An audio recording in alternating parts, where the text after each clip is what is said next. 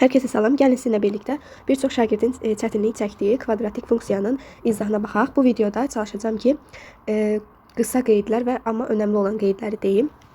Gəlin başlayaq. Kvadratik funksiyaya həm də parabola deyirlər. Çünki həmin funksiyanın qrafiki bildiyimiz kimi parabola, yəni belə bir qrafiklə çəkilir. İndi ilk öncə gələk kvadratik funksiya necə yazılır? Kvadratik funksiya y bərabərdir ax kvadratı plus bx plus c düsturu ilə, yəni yazılır.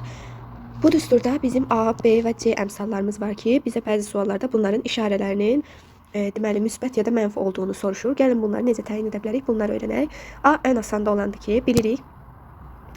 Əgər parabolanın, yəni bu yarım dairə deyək, bunun qolları əgər yuxarıdırsa, A müsbət olacaq. Amma bunun qolları aşağıdırsa, A mənfi olacaq. Yəni bunu bir gülən üz, məsələn belə gülən üz kimi, bir də məyus olan üz kimi başa düşə bilərsiniz. Məyus olan təbii ki mənfi olacaq, gülən üz isə müsbət olacaq. Sonra gələk B-nin işarəsinə. B-nin işarəsini necə təyin edirik? Yenə parabolanın qolunu çəkirəm. Bunu qrafikdə çəkək gəlin. Deməli bura x, bura y. Məsələn, bizə belə bir qrafik verib. Burada deyir ki, B-nin işarəsi nədir? Biz B-nin işarəsini tapmaq üçün y-in kəsdiyi nöqtəyə baxırıq.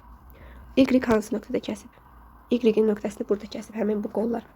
Kəsdikdən həmən sonra düşdüyünə görə, baxın düşüb. Ona görə də B mənfi olacaq. Yox, əgər bizə belə versəydi, məsələn, belə verib də, bu Y-i harda kəsir? Y-i burada kəsir, bu qırmızı nöqtədə kəsir. Bu qırmızı nöqtədən sonra həmən qalxdığına görə, baxın, qalxır. Bu deməli nə olacaq? B-sidən müsbət olacaq.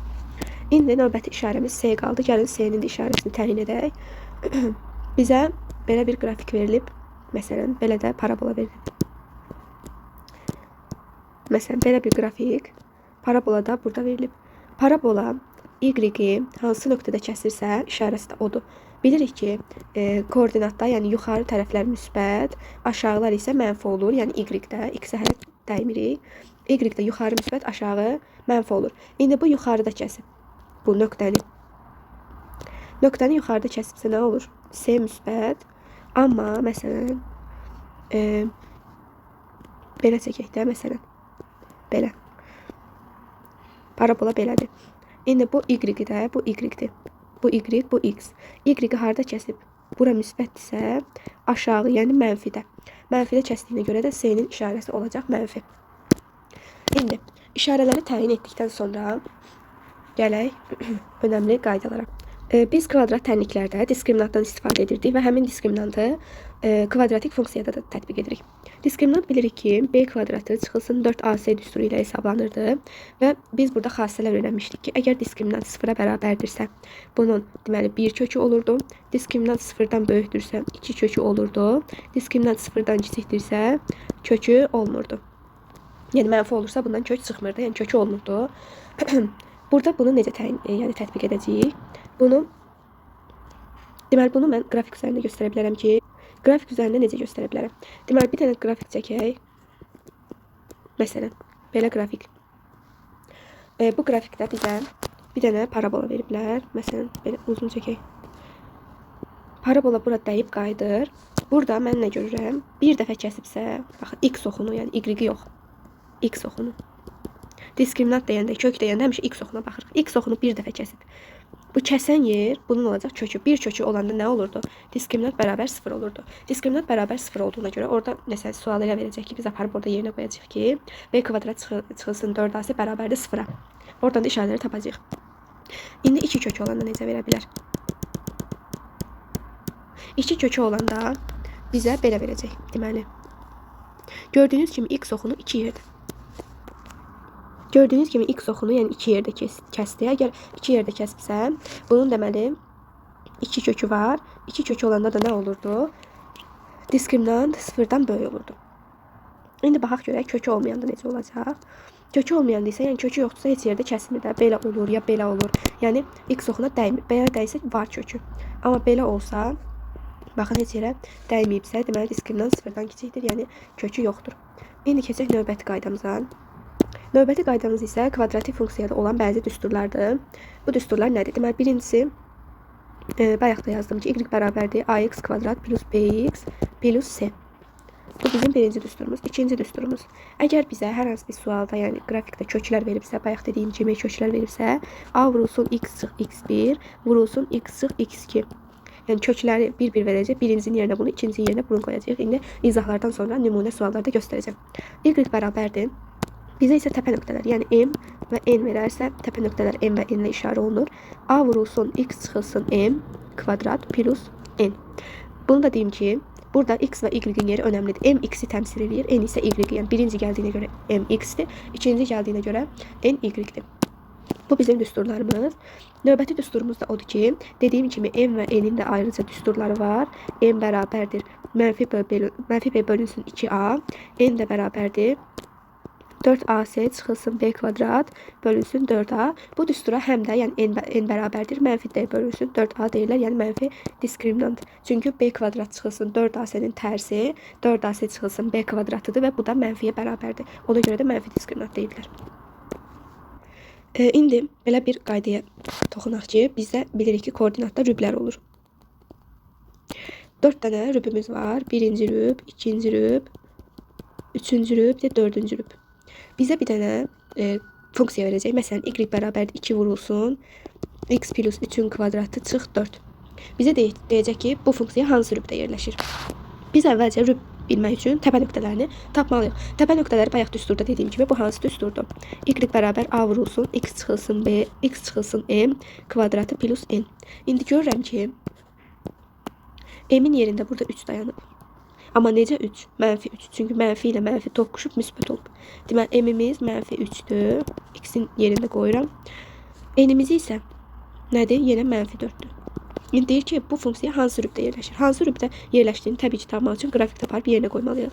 Qrafikdə aparıb yerinə qoysam, bura x, bura y. Deməli, x-imizə mənfi 3, mənfi 3, deməli, y-imiz isə mənfi 4. Dediyim kimi, mənfilər aşağıda olur. Belə gətirib qoysam, deməli, rüblərin yerində təbii ki, əzbər bilməliyik. Bura birinci rübdür, bura ikinci rübdür, bura üçüncü rübdür, burada dördüncü rübdür. Gördüyünüz kimi, elə qrafikimiz da üçüncü rübə düşdü. Deməli, cavabımız elə üçüncü rüb olacaq.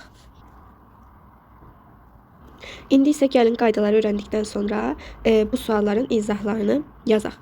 Deməli, birinci sualda bizə yəni birinci dediyim 126-cı sualda, 126-cı sualda bizə nə verib? Bir dənə qrafik verilib və burada gördüyün kimi köklər verilib. Köklər mənfi 1 və 3-dür. Mənfi 1 və 3. İndi biz nə öyrəndik? Kök olan hansı düsturdan istifadə edirdik? Y bərabərdir a vurulsun, x çıxılsın x1, vurulsun x çıxılsın x2. İndi mən bu düsturu burada tətbiq edəcəm. Tətbiq etsəm necə edərəm? Deməli, x1-i elə bir mənfi 1 deyə, x2-yə də 3 desək, burada aparıb yerinə qoysam, y bərabərdir a vurulsun, x plus 1, mənfi ilə mənfi bir-birinə dəyib müsbət olur. Orada da 3-ü qoysam, x çıxılsın 3. Bu oldu bizim, deməli, funksiyamız. İndi isə deyir ki, yəni biz bunu belə qoya bilmərik də. Görürsünüz ki, burada A-lı olan heç bir cavab yoxdur. İndi biz A-nı tapmalıyıq. A-nı mən necə taparam? Burada bizə əlavə bir nöqtədə verib ki, burada y bərabərdir 3-dür. Biz deməli xətti funksiyada öyrənmişdik ki, yəni ümumiyyətlə funksiya mövzusunda öyrənmişdik ki, hər hansı bir yəni funksiyanın y-ni kəsirsə, digəri yəni x 0 olur. Amma x-ni kəssəydi y 0 olardı. Yəni tərsinə idi. İndi y-in yerinə 3, x-in yerinə 0 qoysam mən A-nın qiymətini tapa bilərəm. İndi aparıb qoyaq. Deməli, x-in yerinə 0 qoysam, 0-ın üzərinə 1 gəlsəm 1, yəni a-ya da vursam 1a, vurulsun. Yenə x-in yerinə 0 qoyuram, 0 çıxılsın 3, mənfi 3, bərabərdir y-in yerinə də 3. Burada a-mız nə çıxar bizim? Burada a-mız mənfi 1 çıxar. Çünki mənfini mənfiyə vuranda müsbət eləyir, mənfi 1 də mənficə vursam 3 eləyər. A-mız da bizim nə oldu? Deməli, mənfi 1 oldu. Mənfi 1 tapandan sonra elə mənfi 1 aparıb yerinə qoysam hansı funksiya alınır? Y bərabərdir mənfi 1. Bilirik ki, 1 olanda yazılmır. Mənfi x plus 1, x çıxılsın 3. Belə bir cavab varmı? Deməli, bəli var. Cavabımız olacaq Y variantı. 126-cı sualın cavabı oldu Y variantı. Y. İndi gələk növbəti suala. Yəni 127-ci suala. 127-ci sualda bizə nə deyir? Yenə elə həminki sualda, amma burada köklər yox, bizə təpə nöqtələr verilib. Təpə nöqtələri indi biz necə tapacağıq? Bizə əgər təpə nöqtə veribsə, bilirdik ki, hansı düsturdan istifadə edirik. Deməli, yazırıq. dəqiqə. Y bərabərdir A vurulsun x çıx n kvadratı plus n. Bu düsturdan istifadə etdik. İndi aparıb yerinə qoyaq. M-in yerinə qoyacağam. Deməli, x, yəni m-in yerinə x-in qiymətini, yəni 1-i. N-in yerinə isə y-in qiymətini -1 qoyacağam. Y bərabərdir A vurulsun x çıx 1-in kvadratı çıxılsın 1. Yenə eyni şey tətbiq edirik. Y bərabərdir -2 olarsa x-imiz 0 olar. Aparıb indi yerinə qoysam burada nə alınacaq? Burada alınacaq deməli 1a çıxılsın 1 bərabərdir -2. 1a bərabərdir -2 plus 1 o da edəcək. Deməli -1. -1 də 1-ə bölsəm elə a bərabərdir -1 çıxar. A-nı da -1 tapandan sonra yenə həminki kimi aparıb yerinə qoyaram. Burada da funksiyamız nə alınacaq? Y bərabərdir mənfi vurulsun x çıx 1-in kvadratı çıxılsın 1. İşarəni aparıb, yəni A-nı tapandan sonra heç nəyi dəyişmirik. Sadəcə A-nı qoyuruq. Soruşa bilərsiniz ki, orada niyə məsələn -1 yazmadın? Elə -1 ilə -, eyni şeydir. Yəni 1-i nəyə vuranda onun öz etdiyinə görə 1 vur 2, 2 etdiyinə görə yəni öz alınacaq. Ona görə də 1-i yazmağa ilə ehtiyac yoxdur. Cavabımız da burada nə olacaq? Cavabımız D variantı olacaq. Cavabımız D variantı. Burada da işarəliyim ki, uyğun gəlir. Bunun da həlli belə idi. İndi keçək 128-ci suala. Görək həmin sualda bizdən nə istəyir? Bizdən də yenə elə eyni qrafik istəyir. Amma burada bir fərqli nüansımız var ki, digərində məsələn y kəsən hər hansı bir nöqtə verilirdi. Amma burada elə bir nöqtə verilib ki, bu y də 0-dır, x də 0-dır. Yəni koordinat başlanğıcında hər ikisi 0-dır. Gəlin bunu həll etməyə çalışaq. İlk olaraq mən burada nə yazacağam? Bizə burada təpə nöqtə verilib. Yəni y bərabərdir A vurulsun x çıxılsın m-in kvadratı plus n. Xəttim biraz yaxşı olmadı. Y bərabərdir A vurulsun x çıx m-in kvadratı plus n. Mən bu düsturdan istifadə edəcəm. Gəlin tətbiq edək. Aparıb yerinə qoysam, yəni m və n-i. Y bərabərdir nə olar? A vurulsun x çıx 1-in kvadratı çıxılsın 1 alınır. 1 alınır. İndi demişdik axı y də 0 olur, x də 0 olur. Çünki koordinat başlanğıcındadır. Aparıb da yerinə qoysam 1a bərabər, deməli 1a çıxılsın 1 bərabərdir 0, 1a bərabərdir 1, a da 1. Yenə a-nı 1 tapdıq. A-nı 1 tapandan sonra aparıb elə a-nı yerinə qoyacağam və cavabı da alacağım. A-nı yerinə qoysam y bərabərdir x çıxılsın 1-in kvadratı çıx 1. Bizim də cavabımız olacaq C variantı. C variantı ki, buradan da görə bilərsiniz, cavabımız uyğun oldu. Bunun da həlli belə idi. Deməli, həllini belə göstərim. İndi növbəti suala keçək, yəni 130-cu suala. 130-cu sual. 130-cu sualda da elə eyni bir sualdır. Bunu sizin həll etməyinizi istəyirəm. Deməli, bu videonun altında şərhlərə izahını yazmaya da bilərsiniz. Amma yaza bilsəz, yazsaz yaxşı olar. İzahını və variantını yazarsınız. Çünki hər birini izah etdim. Hətta yəni bununla eyni bir sual, hətta rəqəmləri fərqli olan bir sual var. Həmin izaha baxaraq bunu həll edirsiniz. Və əgər izahımı başa düşdünüzsə, videonu bəyənməyi və şərhlərinizdə dediyim kimi sualın izahını və cavabını yazmağı unutmayın. Videoların davamı üçün isə kanala abunə olmağı unutmayın. Yaxın zamanda maraqlı videolar gələcək. Sağ olun.